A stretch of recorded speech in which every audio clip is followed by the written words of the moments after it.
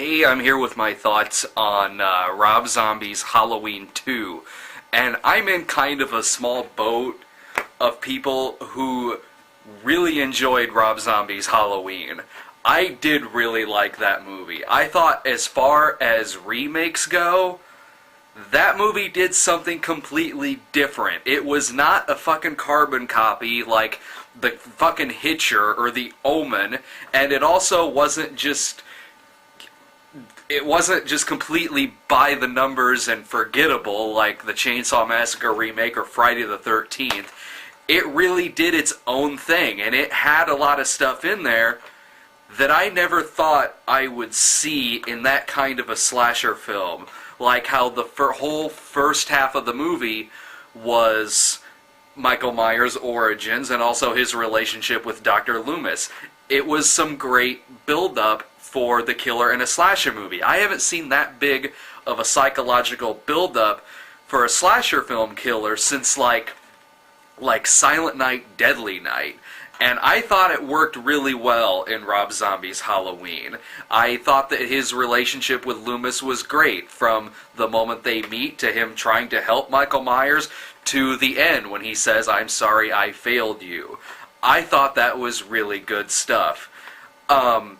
So it worked for me as a remake, and I also liked the musical cues too, like him sitting on the porch and Love Hurts start playing. I'm a geek for shit like that in movies, so I really got a kick out of that. It wasn't perfect, it wasn't great, I just really liked it a lot as a remake. Honestly, what I didn't like about it was when it went into remake territory, when it started doing stuff that was done in John Carpenter's Halloween. That I didn't like at all. That I thought was really awkward, and everything up until then, the whole first half, was really rather original. It was new ground for a Halloween movie. And then in the second half, it was just remaking stuff, and I don't know. It just didn't fit in very well for me. And also, I hated how he turned Michael Myers into a big hulking 8-foot gargantuan. That I didn't care for at all. And also I could have done without the whole William Forsythe character. But other than that, those are complaints I have. Other than that, I still liked it. And I was, not to say I thought the second one would be any good, but since I liked the first one, and in my opinion, The Devil's Rejects is one of the best horror films in the past 15 years, so I kind of look forward to when Rob Zombie does a horror movie, even though I hated House of a Thousand Corpses, but I fucking love Devil's Rejects, so I kind of look forward to him. And with Halloween 2, I went into it not knowing really what to expect. I mean, and what I got out of it was, I don't know, it was about what I thought it would be like, I guess. Having seen the trailers, you don't, when you go in to see this movie and you leave, you're pretty much getting what you got from the trailers. And if you think that what you see in the trailers is going to be explained in the movie, it's not. Okay, so Halloween 2, it has this, it wants to give like this whole weird, almost producer's cut of Halloween 6 backstory, sort of, to Michael Myers, I think. It just doesn't do that good of a job of explaining it. Michael Myers can apparently see, like, his dead mother and him as a child talking to him and making him kill. And throughout the movie, it's almost kind of like, is this actually really happening, or is he just fucked up and it's crazy? But I'm sorry, this review might have some spoilers in it, but when it gets going towards the end, you realize this might actually be happening, because Laurie Strode can also see the mother and Michael Myers as a child, even though no one else can. She can, and they can even physically grab her and attack her and hold her back. This is never explained in the movie. It does not explain, it doesn't even explain if the mother before she had died even had anything to do with this, because never in the other Halloween, in Rob Zombie's Halloween, did it ever hint that there was something evil underneath the character of his mother. It never hinted at that at all. So I don't know, it almost doesn't make sense how that's just not explained in the second one. I almost wish there was a third movie to just explain it. But other than that, as a slasher movie, as a Halloween movie, it's okay. There are parts of it that I liked a lot. If you remember the original Halloween 2, the whole thing was in a hospital. The opening, I'd say 15 minutes of this Halloween 2 is in a hospital, and it's done really well. I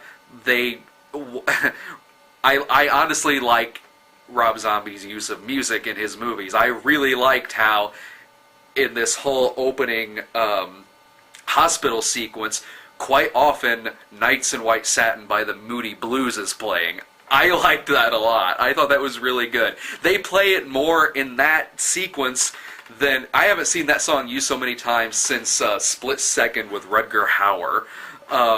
I liked that a lot. And there's a death scene later on where it's playing Jackie Blue, and I liked that. It just made me smile. I liked those scenes. But as a slasher movie, it works. It really does. I mean, it's well made. The death scenes are really good. It's gory. Some of the acting is pretty good. There's a lot of Brad Dourif in it, so that's always cool. And the way that Brad Dourif looks in this movie, it's almost like someone hasn't told him that Deadwood was canceled. He's still got like the long fucking hair and the big mustache in it. And it's interesting what they do with some of the characters in this, because Malcolm McDowell is back as Dr. Loomis, and he's the best part of this movie. If you remember, like, when Donald Pleasance was Dr. Loomis, he played him as this, good guy, honest, noble character, just out to bring an end to the evil of Michael Myers.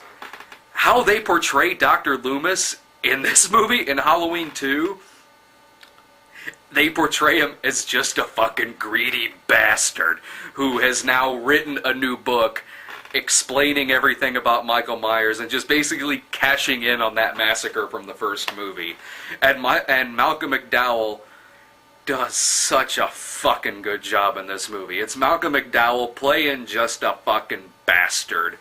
And he's so good at it that you almost want the entire movie to be about him and how he has been dealing with the events of the first movie.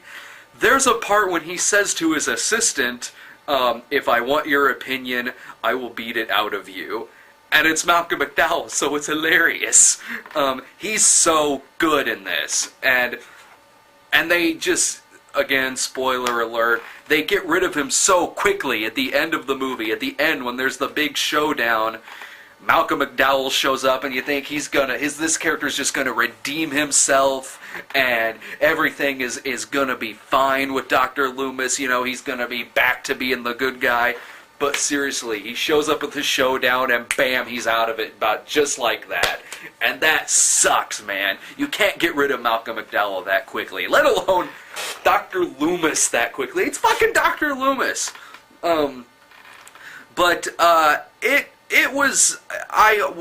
As I was watching it, I enjoyed what I was seeing, and it had stuff in it that I hadn't really particularly ever seen in a Halloween movie. It's got some fucking weird parts in it.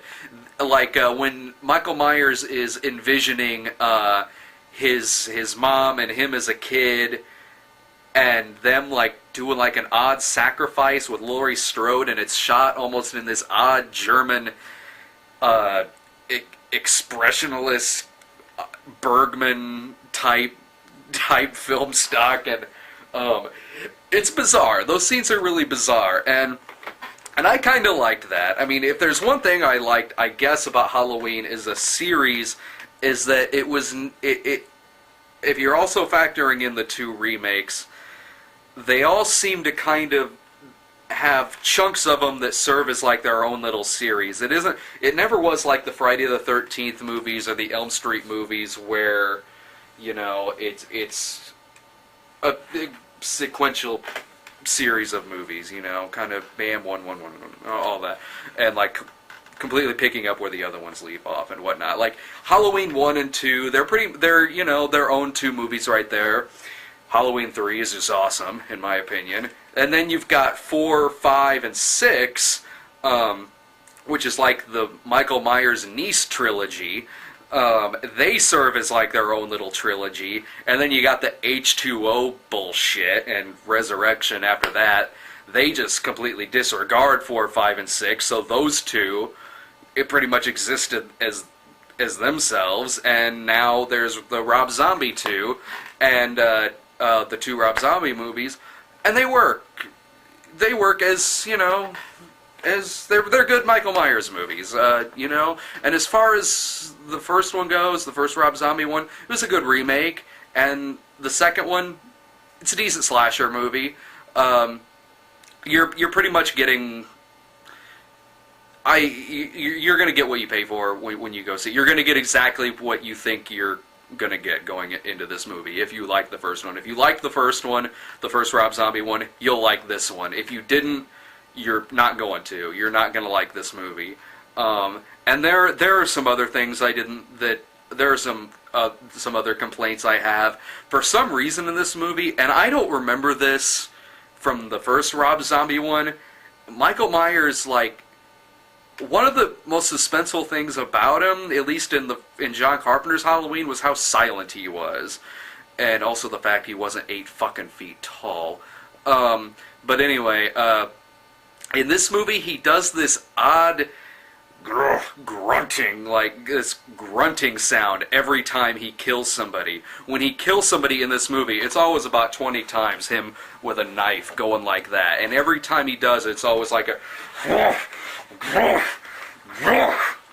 It's seriously, every time he kills somebody, it sounds like Tom Arnold masturbating. That's what it sounds like every time he kills somebody. And it honestly gets kind of annoying. Towards the end, he doesn't do it quite as much, but before then, it was getting pretty fucking distracting. And also, it shows little Michael Myers every now and then in the movie, and they don't have the same actor from the first one, and the kid in this one sucks. Oh my god, this kid fucking sucks, man. He is horrible. He's like the bastard bad child actor seed of fucking Jake Lloyd and the Sprouse twins put together.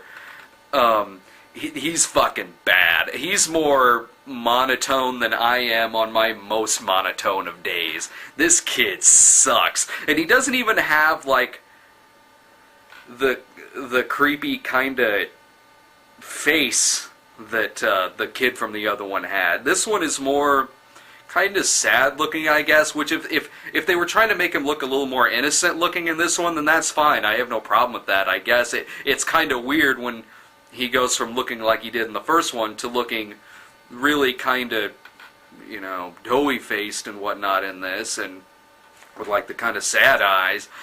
But I don't understand why I realize that the kid from the first one is now probably aged a couple of years, but there's no reason why it still couldn't have been the same kid in this movie if he's not in this movie because of age.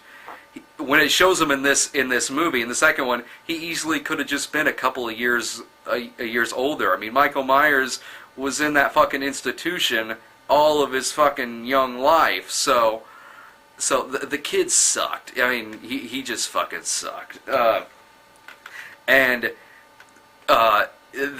far as the death scenes go, they're pretty fucking bloody. They're pretty brutal and really not, like, some of the death scenes are kind of like slasher filmy, fun death scenes. There are some others, though, that are kind of emotional and, like, pretty sad.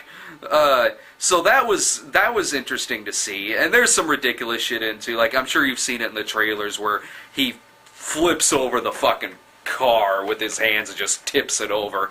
That's fucking ridiculous. I mean, the scene was okay, because you can't see this in the trailer, but the driver of that car was Roach from The People Under the Stairs, so it was nice seeing him on screen again, I guess.